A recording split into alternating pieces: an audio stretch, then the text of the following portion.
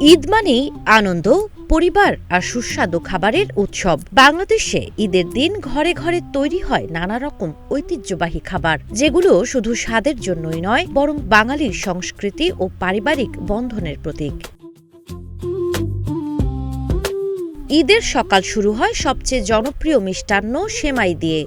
দুধ, চিনি, বাদাম ও কিশমিশ দিয়ে তৈরি এই মিষ্টি খাবারটি প্রায় প্রতিটি ঘরেই রান্না করা হয়। অনেক পরিবারে আবার শির খুরমাও বানানো হয়, যা দুধ, খেজুর ও নানা ধরনের বাদাম দিয়ে তৈরি একটি সমৃদ্ধ মিষ্টান্ন। ঈদের দুপুরে প্রধান আকর্ষণ থাকে গরুর মাংসের নানা পদ, বিশেষ করে গরুর রেজালা, কাচ্চি বিরিয়ানি এবং তেহারি অনেক পরিবারের ঈদের টেবিলকে জমিয়ে তোলে। জীবন অবাক না করলে কে করবে? 28% মিল্ক ফ্যাটের অবাক করার সাথে ফ্রেশ মিল্ক পাউডার। জীবন অবাক করুক প্রতিদিন। এসব খাবারের সঙ্গে পরিবেশন করা হয় সুগন্ধি পোলাও বা সাদা ভাত।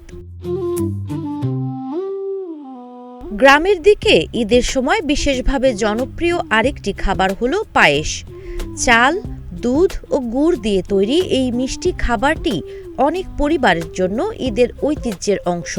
শুধু খাবারই নয়, এসব রান্নাকে ঘিরে তৈরি হয় আনন্দের মুহূর্ত।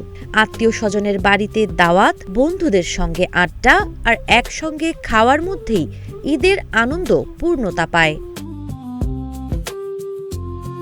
সময় বদলালেও একটি বিষয় অপরিবর্তিত। ঈদের খাবার বাঙালির কাছে শুধু পেট ভরানোর বিষয় নয়, বরং এটি ভালোবাসা, আতিথেয়তা ও ঐতিহ্যের এক মিষ্টি বন্ধন। তাই বলা যায়, ঈদের প্রকৃত স্বাদ লুকিয়ে আছে এই ঐতিহ্যবাহী খাবারগুলোর মধ্যেই।